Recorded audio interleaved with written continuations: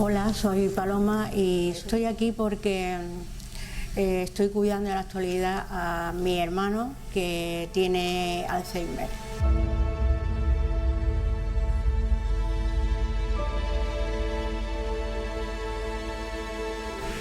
En plena pandemia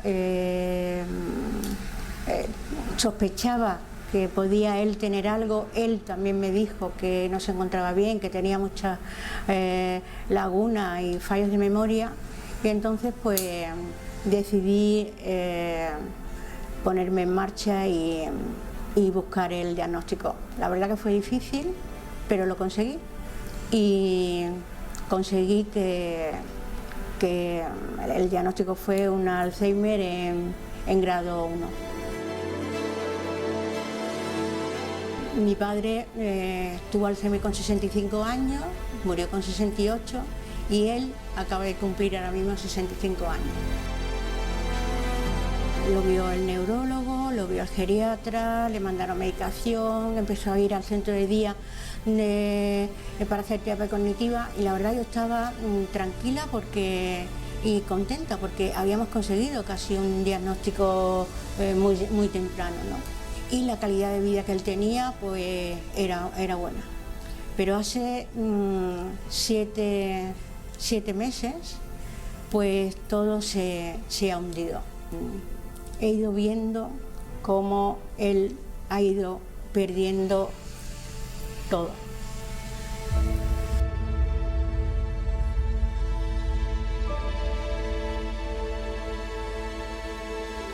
Siempre tuve una relación increíble con mi papá desde chiquitita. Compartíamos un montón de cosas. Un papá muy presente, un papá que siempre estuvo, que siempre nos acompañó, que siempre nos acogió y nos aportó en todo.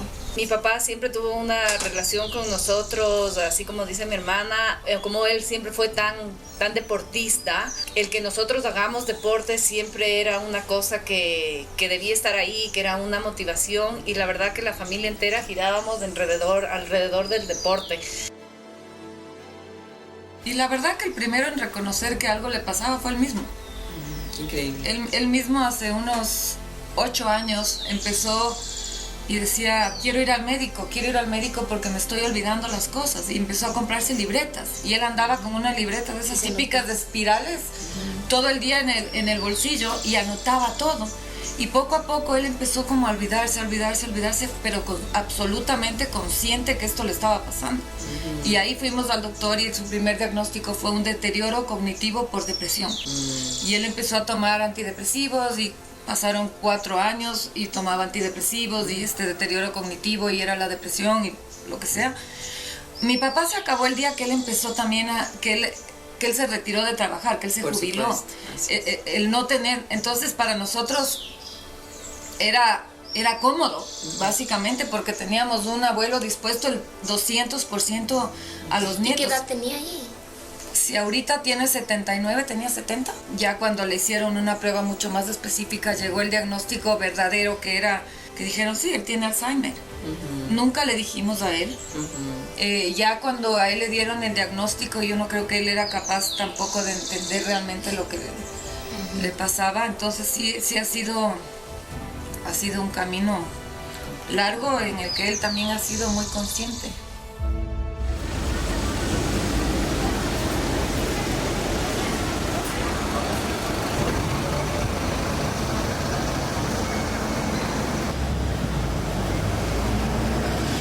Mi madre empezó con la enfermedad del Alzheimer, empezó primero con demencia en el 2017.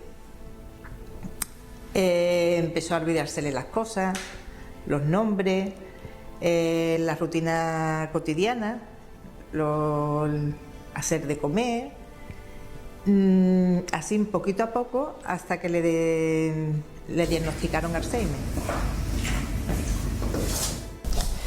Hola, mi nombre es Julia Robles. El Alzheimer que sufría ella, en poco tiempo se puso agresivo,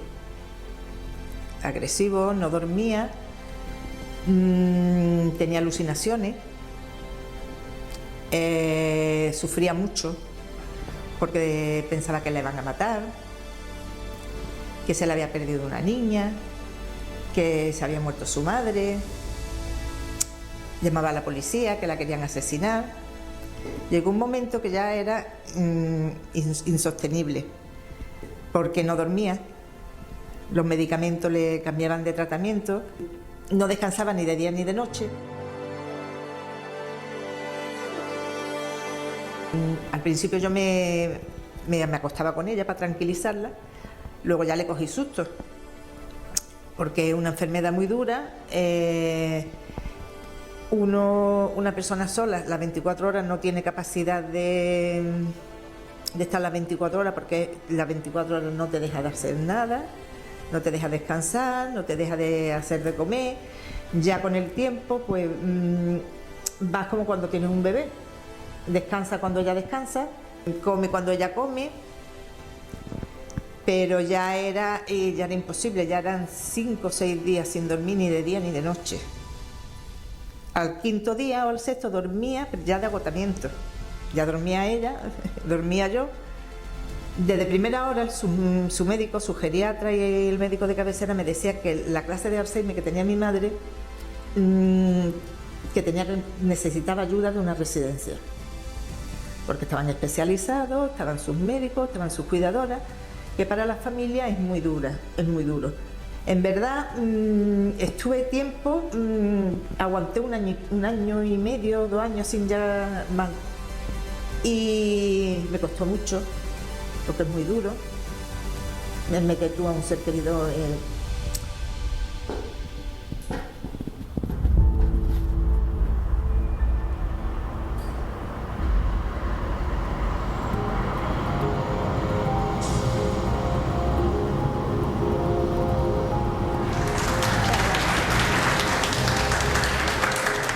Bueno, buenos días con todos en esta fría mañana.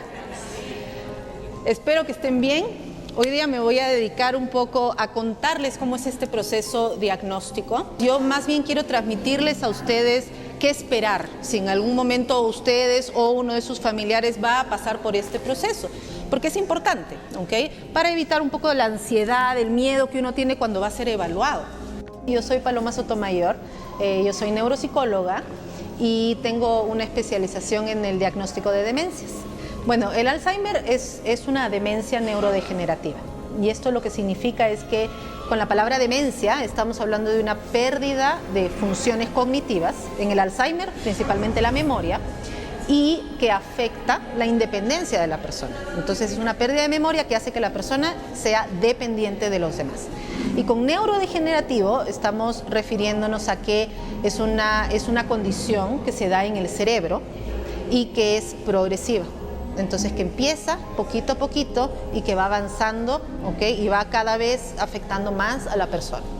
Lo que ocurre es que hay cambios específicos en el cerebro que se sabe que ocurren, ¿ok? A nivel de las neuronas, entonces, y se acumulan en las zonas de la memoria. Entonces, por eso es que tiene una evidencia, digamos, física. Es un cambio físico que ocurre, es un cambio real que ocurre en el cerebro y que se ve, lo podemos ver en la resonancia magnética y se expresa como una pérdida de memoria reciente.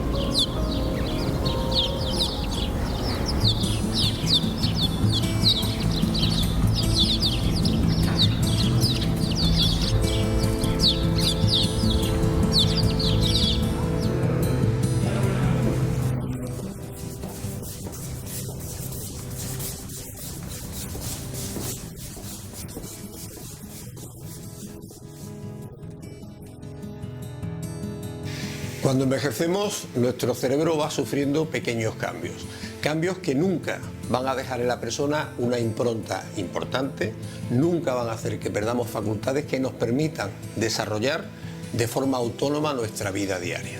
No podemos imputar el envejecimiento cosas que son problemas de funcionamiento de nuestro cerebro.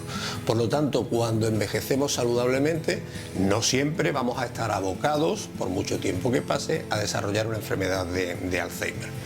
Por lo tanto, pequeñas pérdidas de memoria, de hecho sin importancia, van a formar parte del envejecimiento normal, del envejecimiento que los profesionales llamamos fisiológico, Y problemas de memoria o de otra esfera de nuestra vida intelectual, de nuestra cognición, serán constitutivas de enfermedad.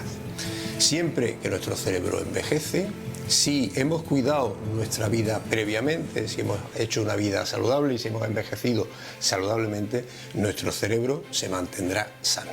Y esa es nuestra pelea y debe ser nuestra pelea desde niños, mantener nuestra vida sana para que nuestro envejecimiento sea el mejor posible. Yo me llamo Tania Abad, soy médica internista. Yo trabajo aquí en Quito, Ecuador. Mucha gente acude a mi consulta, adultos mayores, con la angustia, la preocupación de si me estaré quedando demente, voy a llegar al Alzheimer, me estoy olvidando de las cosas, cómo me pueden diagnosticar, cómo puedo prevenir. Y las personas vienen con mucha intranquilidad, mucho miedo, ¿no?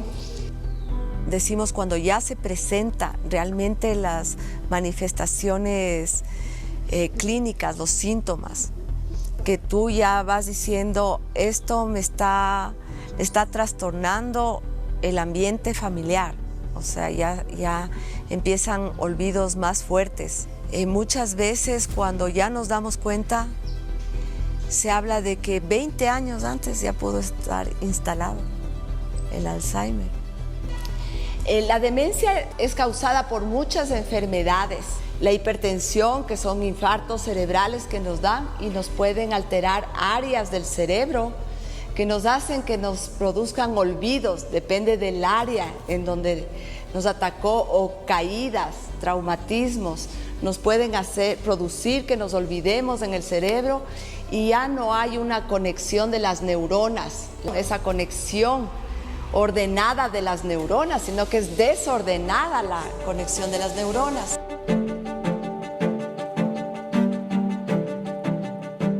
Soy Rosa López Monjil, médico especialista en geriatría.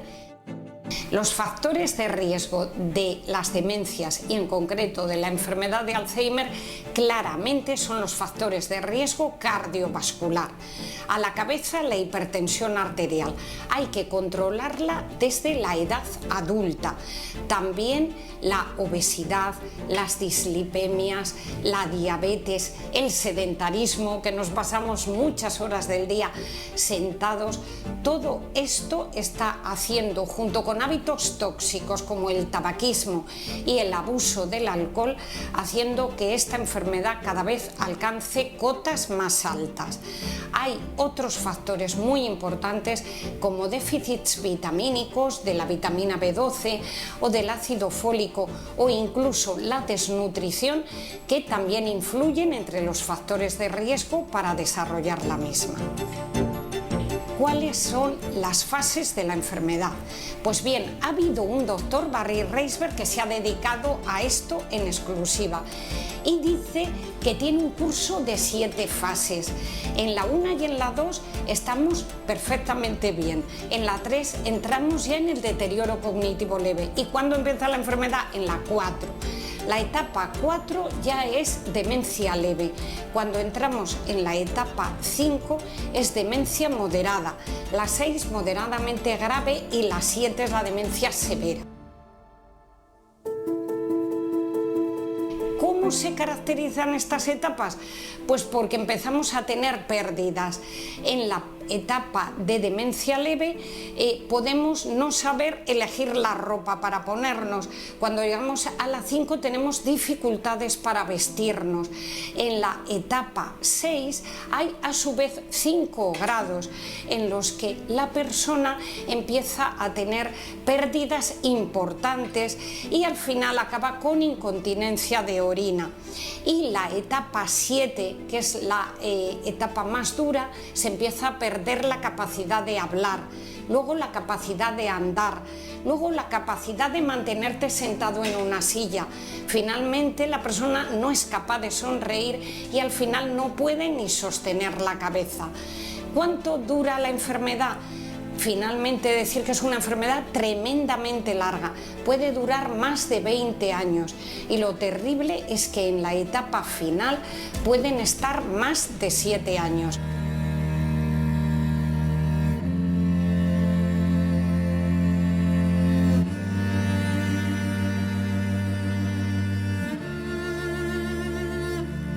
poco a poco esto empezó a ser una cosa que ya en muchas cosas para mi mamá fue durísimo. La verdad que el cerebro humano funciona de una manera absolutamente increíble y no creo que lograremos entender nunca, pero en un momento dado ellos vivían obviamente solos, él no le reconocía a ella, solo a ella. Nos reconocía absolutamente a todos, pero te llamaba en medio del día y te decía, hay una señora en mi casa, ¿puedes por favor venir, que hay una señora en mi casa que no es tu mamá? Y llegabas y decías, papá, es mi mamá. Y decían, y él incluso le decía, usted va a acabar con mi familia, yo soy casado.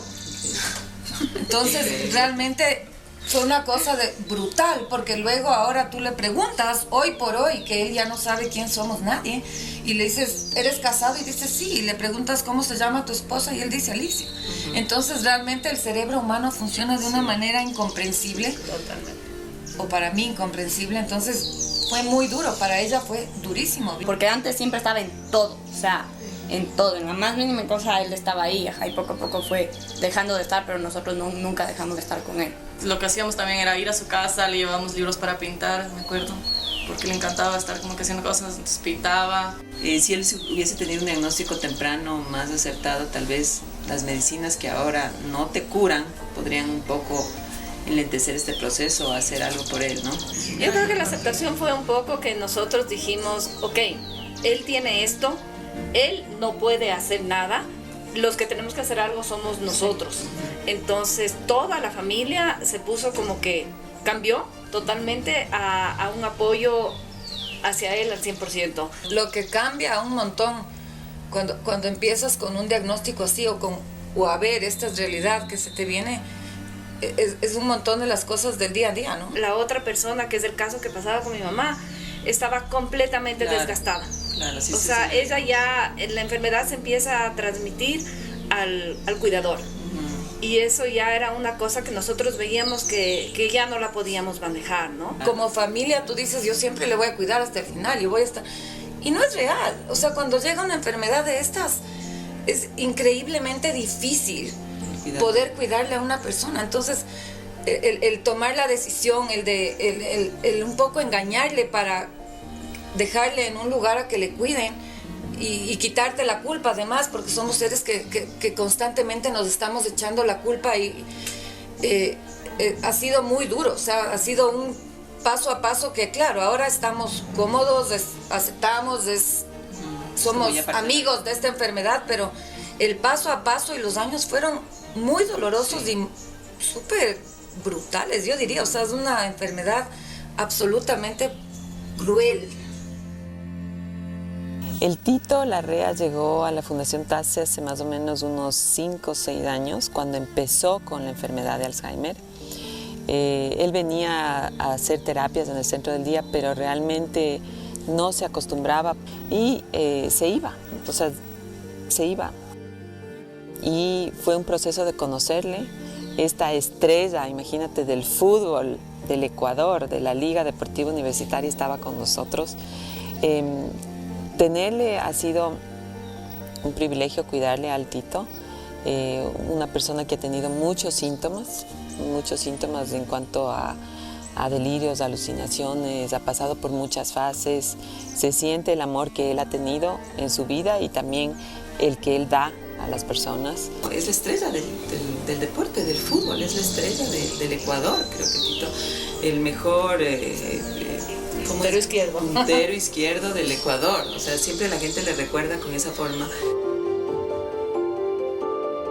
O sea, yo creo que el apoyo más grande que pudimos darle a mi mamá fue el quitarle digámoslo, es como que un peso, entre comillas, de tener que cuidarle todo el día. El rato que entró a la residencia, mi mamá automáticamente revivió porque ya no tenía que estar 100% pendiente de él. Sabía que estaba en un sitio donde estaba súper bien cuidado, que igual se le podía visitar, compartir, íbamos muchísimo, y eso para nosotros fue súper importante.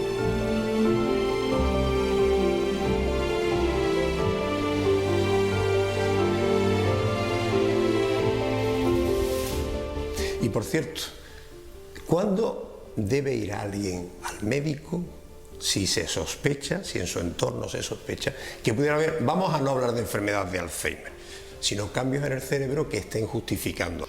Hay que ir lo antes posible.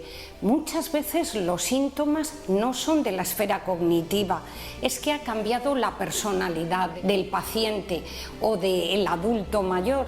Se nota diferente, está con ansiedad, está preocupado constantemente y eso muchas veces va unido a repeticiones constantes, como que no presta atención. Esas primeras síntomas son motivo para ir lo antes posible, pero hay que estar muy pendiente porque la enfermedad la define la pérdida funcional. ¿Qué es eso? Pues que el paciente deja de hacer alguna actividad que previamente hacía. A mí me preocupa una cosa, vamos a ver, yo muchas veces me pongo delante del refrigerador y cuando abro el refrigerador no recuerdo a qué he ido y de vez en cuando se me olvidan las llaves, no encuentro la cartera a la hora de salir de casa. ¿Debo ir al médico? ¿Debo preocuparme? En la edad adulta lo primero no es preocuparse, lo primero es tomar cuidado y atención con la frecuencia con la que ocurre y si esa frecuencia está unida a episodios de estrés. Nuestra vida, el acontecer, muchísimas veces hace que vivamos momentos de tensión mantenida en los cuales es muy probable que ocurran estos pequeños olvidos o déficits. Ahora, si los déficits son continuos y se mantienen a lo largo del tiempo, si este tiempo es más de 6 meses, si se ha dado cuenta algún amigo o familiar, ya hay que tomárselo bastante más en serio porque sería el momento de ver si estamos en las primeras fases de una enfermedad que puede durar muchos años. Pues eso ya me tranquiliza, porque quizás lo primero sea modular ese estrés, modular esa capacidad de querer hacer muchas cosas que a veces desarrollamos los humanos. Y lo segundo, como hay antecedentes familiares, en mi caso de Alzheimer en mi familia, en mi casa, hombre, pues ya me preocupaba que esto pudiera ser un tema hereditario, ¿no? Sí. Quizás podríamos explicar que no hay más factor predisponente para enfermar con Alzheimer que el hecho de cumplir muchos años. Exactamente. Y que solo hay una pequeña parte de la enfermedad de Alzheimer que se podría heredar, que es aquella que viene de esos pacientes muy jóvenes que empiezan por debajo de los 55, entre los 55 y los 60 años, a desarrollar la enfermedad. Efectivamente. Hay una parte de las demencias que sí que suceden en edades de adulto joven. A veces una de ellas es el Alzheimer y todo el grupo de las frontotemporales. Pero eso llama mucho la atención por la sintomatología acompañante tan florida, que le ponemos un nombre bonito, pero quiere decir que es muy llamativo, que uno se da cuenta. Si considera que es importante hacer diagnóstico precoz a los pacientes, ¿y por qué? Pues hacer diagnóstico precoz es la máxima aspiración. Supone un avance increíble en el curso de la enfermedad. ¿Por qué? Porque damos la oportunidad de evitar mucha sintomatología que puede hacer sufrir al paciente y también a la familia si lo abordamos. Otro tema añadido sería el ahorro importantísimo para la salud de los países. Por lo tanto, animamos a todo el mundo a hacer diagnóstico precoz. En el caso del Alzheimer, podría ser que se diera enfermedad de Alzheimer sin demencia. Eso sería un logro. Pues yo quizás después de esta pequeña charla que hemos mantenido me quedaría con 3 cosas. Importancia de un diagnóstico precoz, importancia de un tratamiento combinado precozmente y que cuando se nos olviden las cosas un poco de tranquilidad, porque no todo olvido es una enfermedad de Alzheimer. y decir que la relevancia que puede tener el diagnóstico precoz sería reducir muchísimo la enfermedad de Alzheimer. Entonces vamos a intentar mejorar y cambiar el mundo con el diagnóstico precoz de esta enfermedad, que va a ser una auténtica pandemia, porque en estos momentos se sospecha que casi 60 millones de personas en el mundo la presentan, y dice la Organización Mundial de la Salud que cada 3 segundos hay un nuevo diagnóstico de un paciente que se le pone enfermo de Alzheimer.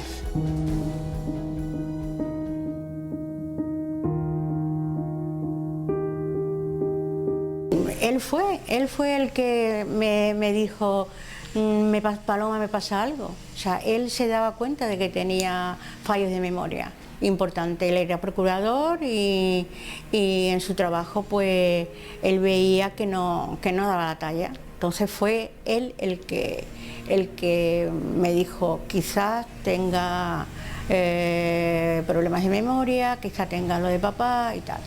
Estaba en una fase inicial. Entonces, pues bueno, yo hablé pues con el neurólogo, con el geriatra, entonces diseñamos su tratamiento, y a la vez él ya no podía trabajar, evidentemente, tuvimos una incapacidad laboral. Y bueno, la verdad que él lo aceptó, porque yo creo que él lo que tenía era miedo, él tenía miedo de fallar en su trabajo. Entonces estaba muy estresado, y eso yo le decía que eso le iba a dar la tranquilidad, Eso por un lado. Y luego es verdad que yo soy creo mucho en las terapias no farmacológicas, en las terapias cognitivas, y lo primero que hice fue llevarlo al centro de día para hacer terapia cognitiva, ¿no? Y él iba solo, y la verdad estaba bien, estábamos contentos, él estaba contento y yo estaba contento, porque sabía que estaba haciendo cosas, ¿no? en el tema de memoria.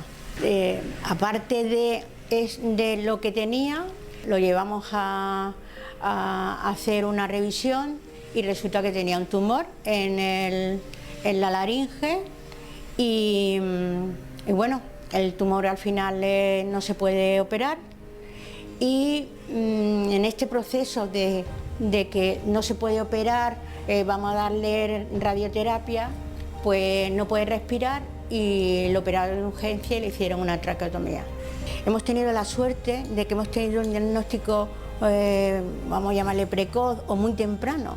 Entonces, el diagnóstico precoz y muy temprano facilita mucho las cosas para él, porque en ese mismo momento está ya tomando los fármacos que tiene que tomar y hace las terapias cognitivas.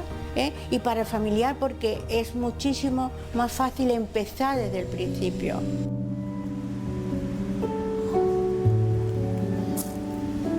Si decimos que el diagnóstico es una conjunción de información, el tratamiento también será una conjunción de esfuerzos, tanto los farmacológicos como los no farmacológicos, que han demostrado ser prácticamente más importantes incluso que los propios fármacos, y mientras antes empecemos con todas las armas posibles, obtendremos un mejor resultado. Yo creo que a mi madre le diagnosticaron la enfermedad tarde. Pienso que si se lo hubieran diagnosticado antes, porque en el 2017 le diagnosticaron demencia, pero no le dieron ningún medicamento ni le diagnosticaron Alzheimer hasta el 2019. Pero ya fue tarde, porque no llegó a llegar a tomar el medicamento cuando ya le entró galopante el Alzheimer. Ya ahí fue cuando empezaron a recomendarme de que no podía estar en casa, que me fuera haciendo la idea de que estaría mejor una residencia, que había especialistas. Como hija, pues claro, es duro meter a un familiar que no sabe, que no lo asimila. Es como si lo estuvieras abandonando, pero la verdad que bueno, ya decidí de que no podía más, y ya la tuvimos que meter en una residencia. La verdad que desde que está en la residencia ha dado una mejora muy buena. De no hablar, esta ya está pintando mandala, ya mantiene una conversación, sigue confundiendo cosas, pero está mucho más tranquila, come mucho mejor, duerme mejor, ya no tiene, me imagino que tendrá momentos de nervios, pero nada que ver a como estaba antes. Antes ni dormía, ni comía, se rompía la ropa. Estoy contentísima. Para mí es como un milagro el haberla metido, pero que pienso eso, que si lo hubieran diagnosticado antes, lo mismo se hubiera podido parar, lo mismo hubiera tenido Alzheimer, pero no hubiera sido agresivo. No sé. Creo que es importante. Lo que ocurre es que se diagnostica, se detecta en el adulto mayor, ¿verdad? 60, 65 años en promedio. Hay casos de Alzheimer temprano, hay casos de personas de 40 que pueden tener Alzheimer, pero son casos raros, no es lo común. Lo común es en el adulto mayor, ¿ok? Y lo común es que el motivo de consulta sea la pérdida de memoria. Entonces la persona va a chequearse cuando ya hay una pérdida de memoria. También se dice que la enfermedad empieza 20 años antes. Eso se dice porque se sabe que los cambios en el cerebro empiezan 20 años antes y no se expresan hasta los 60 años. Eso es lo que ocurre. Para llegar a un diagnóstico de Alzheimer, se han hecho en los cortes cerebrales, se han encontrado la presencia de unas sustancias amiloideas que se introducen en las cortezas cerebrales. Pero eso no te da la claridad de que la persona que tenga esas sustancias va a tener el Alzheimer. He visto pacientes que han tenido el diagnóstico con esas sustancias y no han presentado cuadros demenciales de Alzheimer. Entonces, nada está dicho, nada está dicho. Hacemos brigadas de salud para informar a la gente, para que la gente pueda tener herramientas más tangibles de acuerdo a las necesidades propias y a las condiciones particulares de cada una de las personas que tienen Alzheimer. Muchos médicos del Ecuador y de varias partes del mundo nos donan estas capacitaciones y estas charlas y les entregamos de manera gratuita a la comunidad. Tenemos la parte del voluntariado que también es lindísimo, que es toda la parte de igual, ayuda comunitaria. Baila, todo el movimiento.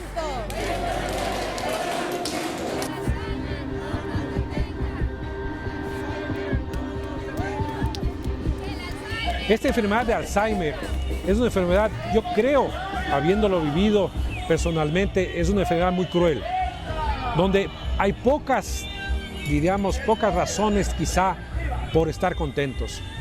Pero si nosotros no tomamos una actitud positiva, si nosotros no buscamos de alguna manera una ayuda o encontrar de alguna manera ciertos detalles para uno estar contento, sería nuestra vida muy triste. Entonces la Fundación TASE se creó justamente para dar el alivio a las personas, a los familiares que tienen a alguien con Alzheimer.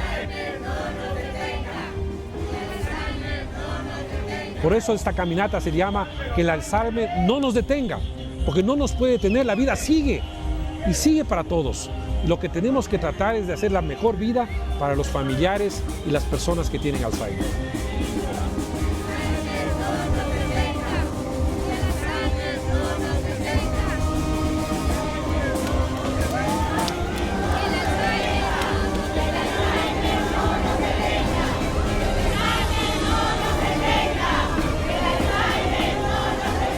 Porque nosotros tenemos que acompañar, nosotros somos una persona que tenemos que acompañar.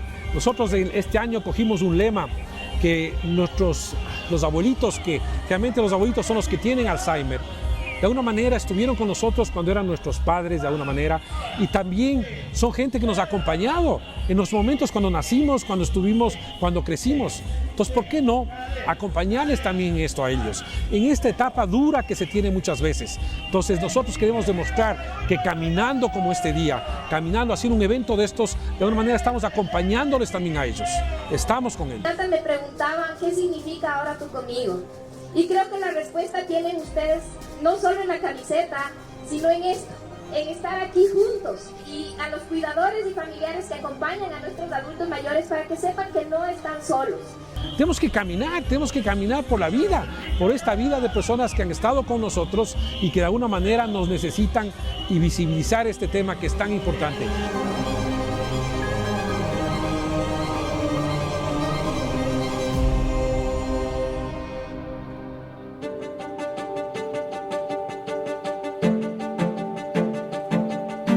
¿Cuántas personas sería lo ideal que cuidasen un enfermo de Alzheimer? Por un lado, por evitar los cambios que sabemos que deterioran la orientación de nuestros pacientes, el no dejar que confundan caras cuando cambian las caras de las personas que cuidan, que también puede inducir una confusión. Lo ideal sería que cuidasen cuantas menos personas mejor, incluso una sola persona. Pero por otro lado, si uno se pone en la piel del cuidador, una sola persona cuidando de continuo, pues podría acabar en eso que llamamos el síndrome del cuidador quemado, ¿no? Un cuadro una sobrecarga. Una sobrecarga del cuidador, un sobreesfuerzo del cuidador y, lo que es peor, una claudicación del cuidador, con lo cual ya tendríamos un enfermo y otra persona en vía de enfermar. Cuando la enfermedad acontece en uno de los dos miembros de la pareja, el otro se constituye inmediatamente en cuidador principal y a su vez en un paciente. Entonces, el existir una sola persona es fracaso para el tratamiento de la enfermedad. Esta enfermedad no puede atenderla una sola persona. Estoy absolutamente convencida de que todos podemos aportar algo, que se necesita el concurso de más personas para cuidar. Cuando una persona tiene alucinaciones, tiene delirios, no duerme, la deambulación errática no siempre es todo por culpa de la enfermedad de Alzheimer. ¿Qué va? Eso nos obliga a los profesionales a buscar algo que el paciente no haya podido expresarnos como uno espera que le expresen las cosas, que me duele en el brazo, me duele en el pecho. No, hay pacientes que no pueden expresarse así y que lo cuentan de otra forma, con agitación, con delirio, con alucinaciones. Fíjate, nos contaba Paloma Ramos la experiencia de su hermano. Tiene una enfermedad de Alzheimer y además tiene otra, tiene un cáncer. Tenemos que ser muy buenos clínicos. No siempre la etiqueta Alzheimer es para tapar problemas, es para destapar problemas.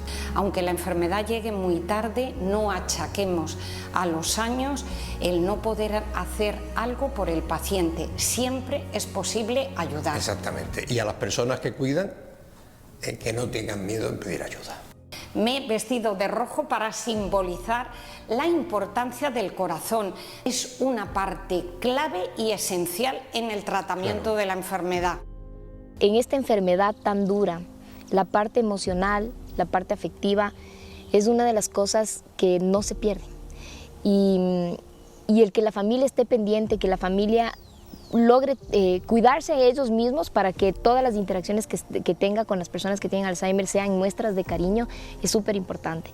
Es el poder entregarte en las interacciones con esta persona que tiene la enfermedad de una manera honesta, de una manera sin esperar nada a cambio, con una generosidad que solo el amor te puede dar.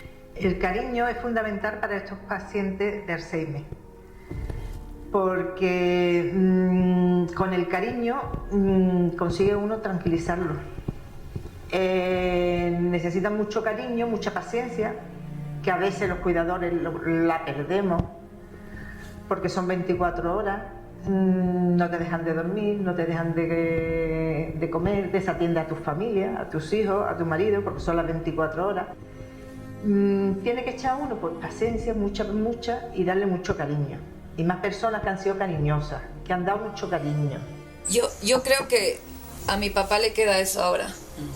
Y creo que todas nos queremos quedar con eso de que ahora él recuerda con el corazón y la verdad que cada vez que pasa y mientras más entiendo esta enfermedad, más entiendo que de verdad lo único que al final les queda es lo que vivieron y las cosas que marcaron su vida de una manera afectiva. El cariño afectivo y emotivo, eso es fundamental para el cuidado de unos enfermos de estas características. Él funcionan de esa manera.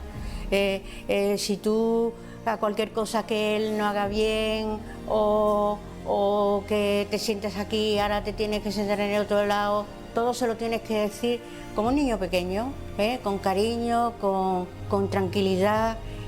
Tú no puedes demostrar ante él nerviosismo, bulla, rapidez, angustia, porque eso él lo percibe. La vida es como un remember, vivimos, esto es como un paso, esto es como una regresión en el tiempo, pero para atrás. Al final, yo siempre le digo a mis hijos que viene un bebé a casa. Y aprender a apreciar las cosas dentro de cómo está, ¿no? O sea, aprender a disfrutarle, así como está. O sea, sí, podrías sentarte y decir, qué terrible esto, pobrecito y pobrecito y pobrecito, pero no. Ya, le tocó vivir y nos tocó vivir, pero saquemos algo bueno de eso, ¿no? Hagamos algo con esto, para ayudar a los demás, para si puedes, tienes un amigo que vive la misma situación, poder decirles, si tienes niños a los que puedes llegar y ayudarles igual, y aprender a apreciar esos momentos, ¿no? Ese momento del helado, del auto, de la canción.